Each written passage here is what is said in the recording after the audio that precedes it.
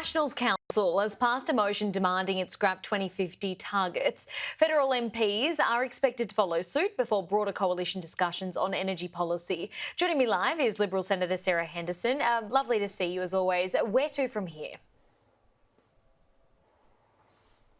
Well, Holly, great to join you, and I have consistently raised concerns about Labor's net zero laws, which are causing not just environmental destruction but huge economic damage. They're simply not working.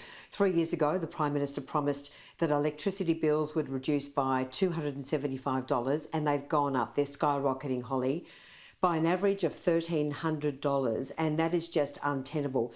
This is energy policy which is not working. It is such a disaster. I think this is the biggest policy failure that we have seen in living memory, and that's why I believe we need to reject net zero in its entirety.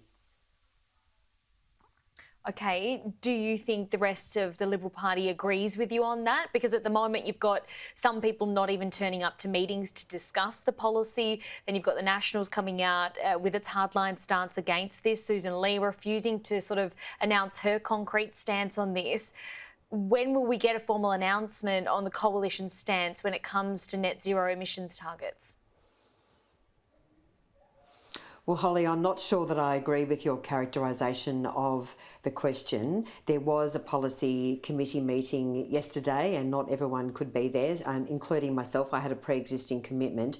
We're continuing to talk about this policy. The other thing that I would say is the Nationals haven't yet made their position known. I believe, according to the reports, that they will announce a position tomorrow, and it looks like they will be rejecting net zero in its entirety. And our leader, Susan Lee, is still working through the various views within the Liberal Party. But I don't think we have any choice, because at the last election, we went to the election rejecting the net zero legislated targets, but supporting a net zero aspiration. It really didn't resonate. It doesn't make any sense.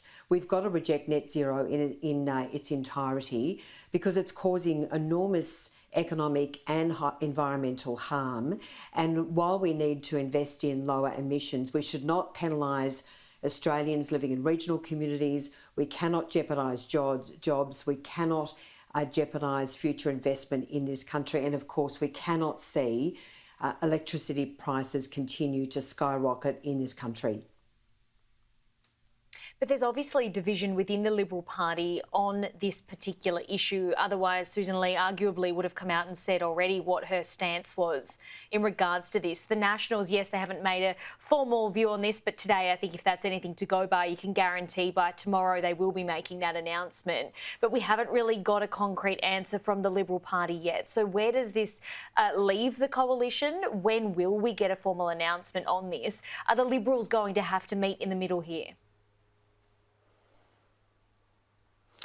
Well, I have to say, Holly, I don't think there is room for compromise. We cannot sit on the fence. Of course, we are two different parties. As you say, it does look like the Nationals will announce a complete rejection of net zero tomorrow. I think that's the right call.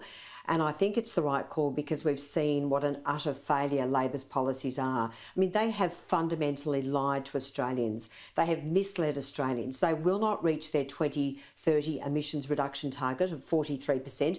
We're only at 28%.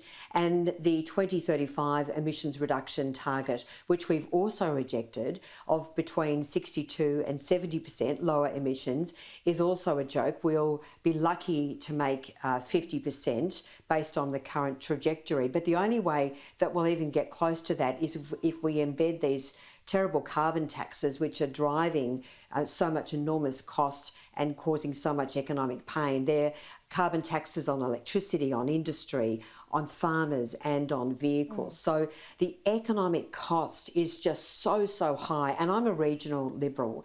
I'm a proud regional Victorian, and I know how much damage this is doing across regional Victoria. We've got the Allan Labor government here in Victoria. I mean, it is just chaos. They are building wind farms, they're building solar farms, they've got no way of getting power back to the city. They're proposing these high voltage transmission towers, which are going to destroy so much farming land. It is just, the whole thing is a mess. It hasn't worked, and what's made it even worse, Holly, is Labor is lying through their teeth. So we need to get back to common sense. We are a resource-rich country. We are so blessed to have so much uranium and coal and gas. And yes, of course, there is also room for renewables in our country. But this renewables-only madness is just madness, nothing else. And we are turning our back on the fact that we are a resource-rich country and we are going to make our country poorer, and we cannot afford to continue to go down this path.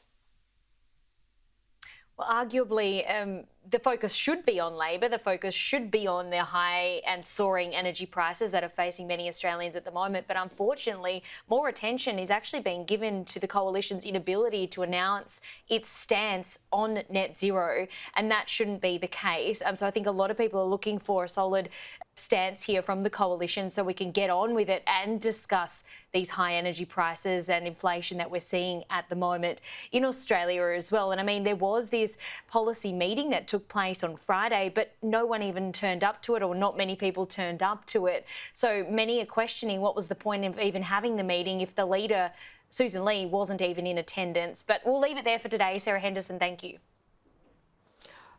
Thank you so much, Holly.